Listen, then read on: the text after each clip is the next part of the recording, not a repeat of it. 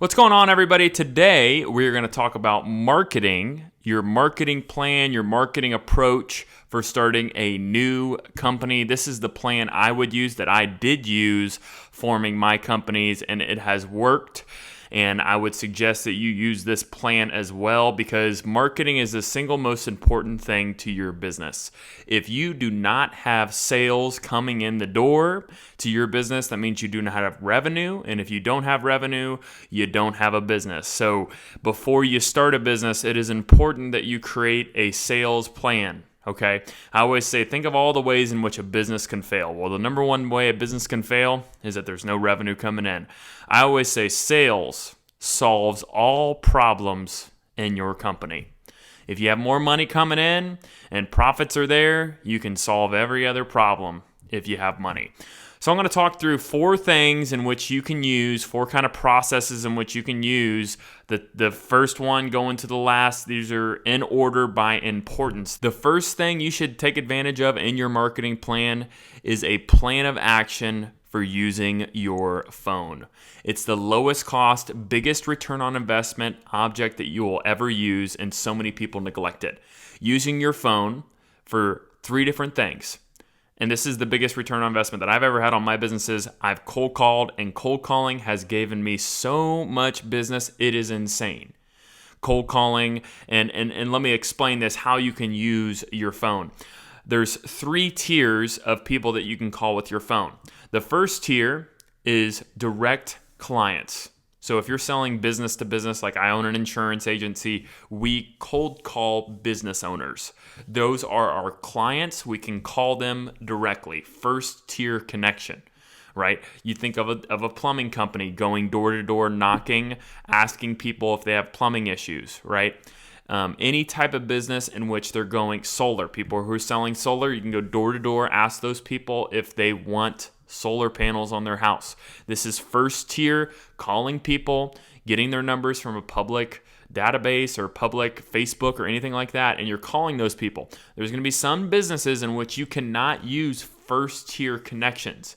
What that means is, hey, if I'm a realtor, right, and maybe I don't have a phone number list of people that I can call. Maybe it's not easy for me to obtain that, right? I have a real estate business. It's going to be hard for me to connect and call, use my phone to call those people. Okay. Let's say you're a plumber, but let's say you don't have time to go door to door, so you can't call homeowners. Let's say you work with homeowners, right? So you can't use first connections. But what you need to do is you need to use second tier connections. What second tier connections are people who are going to connect you with the end consumer. Let's provide an example of a plumbing company, right? A plumbing company may connect with a general contractor. They're going to call a general contractor and they're going to say, hey, I'm a plumber. You can trust me. If you have anybody who needs plumbing things, you can refer those to me. Call home builders. You're calling people. As an insurance agent, I would call a CPA firm. I would call a CPA firm and say, hey, if anyone's having issues with their insurance, I'd be happy to help them out. Okay, so you're calling people that are potentially going to be interacting with client bases that you have, right?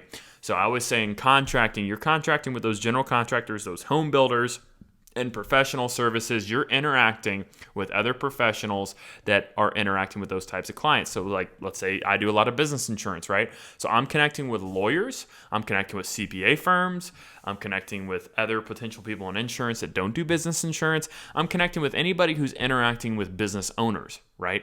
So that's a second tier connection. A third tier connection is something that you shouldn't necessarily spend a lot of time on, but it's always good to just meet with people. A third tier connection is unknown. That means you don't know if they interact with your client. You don't know who they know. You don't really know, but you're meeting with people because you don't have anything on your calendar.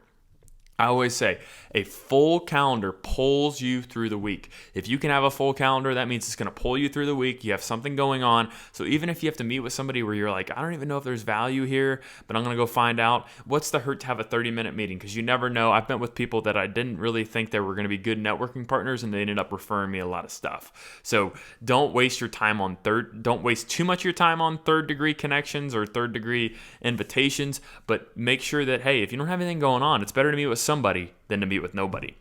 So that's the phone, okay? The phone, you should take advantage of it because it's so easy for you to use. Even if you didn't do anything else in marketing and you just used your phone, you could go so far in business, okay?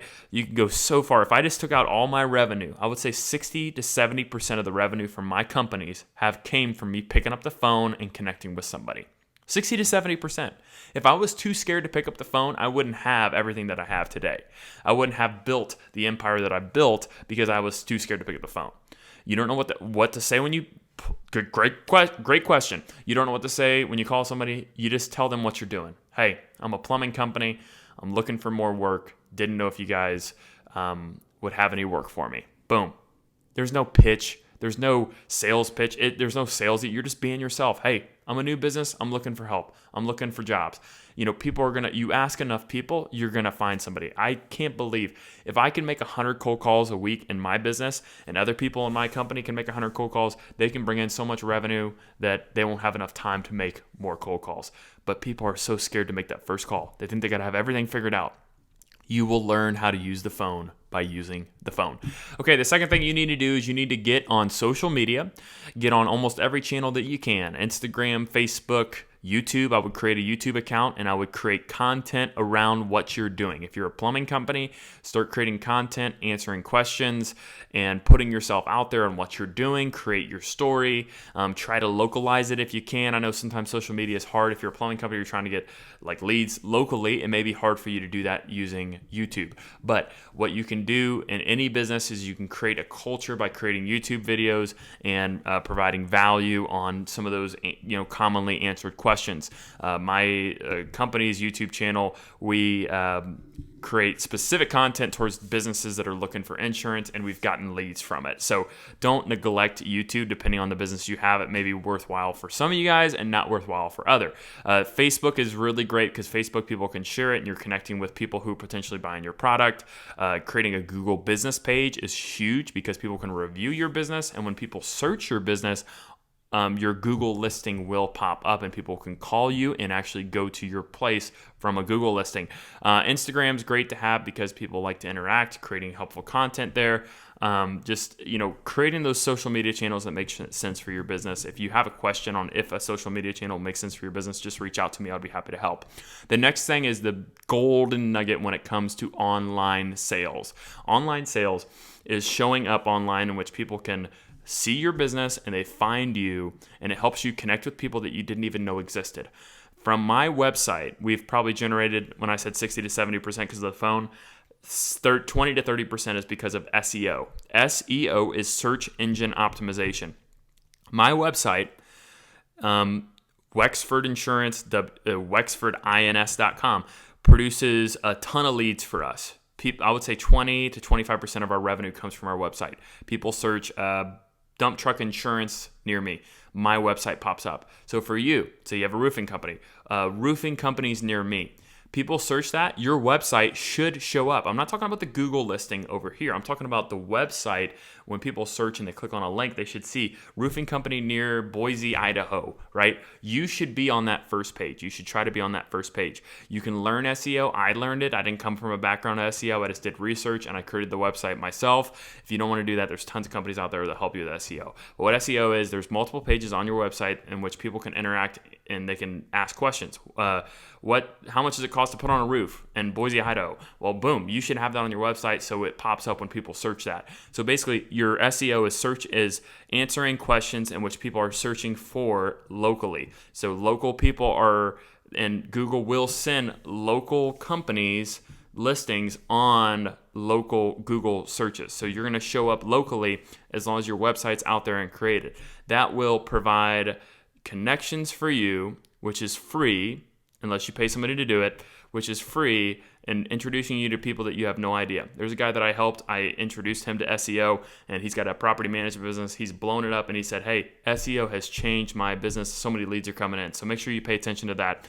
The third thing outside of social media and SEO is traditional marketing.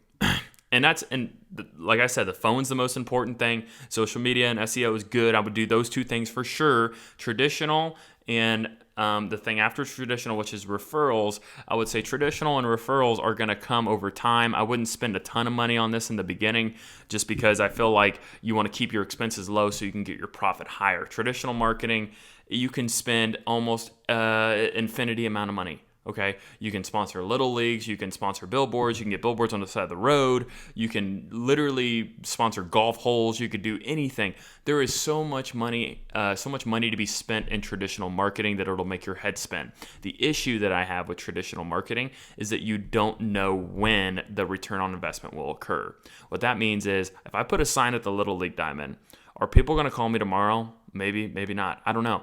I don't know when people are going to call me. It's brand recognition. That means that they see it over and over again. They may not have a need for it right now, but they see it, and it's kind of a long-term investment. So if you're really trying to start out your business and you're trying to make money, trying to get afloat, I wouldn't spend a ton of money on traditional marketing because it's really slow. That's like postcards, mailers. Mailers are a little bit faster. I would potentially do that. We did a mailer in our company. We basically broke even. We've made money on it now, but mailers are a little bit more traditional. You can do that, but again, these are high expense, potential low return because your hit ratio is so low on them. But I think traditional, as your business is scaled out, you can continue to add that. I've added it locally where we're continuing to sponsor things, but at the beginning we didn't sponsor that much because we didn't have that much money coming in. Now that we have a ton of money coming in, we can be able to branch out and do that locally. But traditional marketing does work as long as you commit to it year over year and continue to expand and put your brand out there. The person who's best known will get business. If people don't know you, they won't interact with you. And if people drive by your sign every single day, they will eventually, if that person has a need that fits your business, they will call you. So it does work. It just takes a lot of time. The fourth thing is referrals. Referrals are calling current clients, are calling current networking partners and continuing to nurture those relationships and asking for referrals. One of the most awkward things that I have encountered is asking for referrals. I don't know why it's awkward. You don't know how to kind of phrase it, but you're basically asking your client, hey, do you like the service that I'm providing? Yes. Okay. Would you think that other people would like it as well? Do you think I do a great job? Yes. Would you mind referring me out to people? Do you have anybody who would need what I provide? Do you have any friends that would also like to whatever your business or service is? For me, it's insurance. Hey, you like the service I provide? I provide good, less expensive insurance than our competitors. Can you please try to connect, or is there anybody in your phone that you could give me a phone number that you could call maybe, or I could call them, or anybody you could text? It's kind of awkward. You're asking for a referral. I don't know. I always say, hey, am I doing a good job for you? Yes. Okay. Well, if you know anybody, I would really appreciate it if you ask for a referral, or if you have any phone numbers you want me to call, I'd be happy to do that. And you just leave it at that. I'm not very aggressive about it. There's a lot of people that crush it on referrals. I think it's a little bit awkward because I like doing the other stuff. And I think the best referral is one that I don't necessarily ask for, but people say, hey, you're so good at what you do that I'm referring you to somebody else. I like that more than asking for it, but I should do a better job at asking for it. So in your networking partners, you're doing the same thing. You're nurturing that relationship. Hey, thank you for the referral. If you know anybody else, keep me updated. But going back to the thesis of this, the first thing you need to do is you need to have approach. You need to have I remember when I was starting my insurance agency, I had a 2,000 company list of people that I was going to call. 2,000 companies.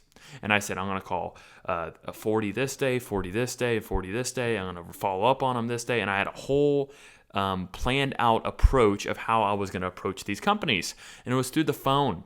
And then I said, okay, I'm going to create my website. I'm going to create my social media. And those were the two things I did. I didn't do any traditional. I didn't do any referrals because I didn't have any clients left.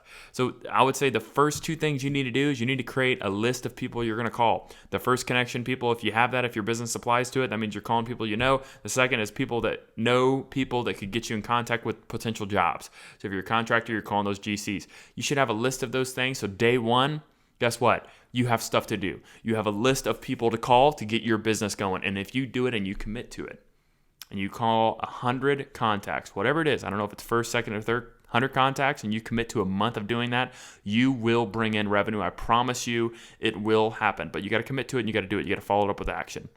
So business is about doing the same boring thing day in, day out with small improvements, small results. The issue is people expect big results, but they don't realize that small results add up to huge results because they're impatient. So be patient today and grow your business with this marketing plan.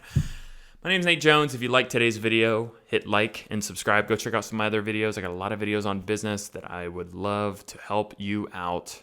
All I ask in return is that you like and subscribe. Thanks.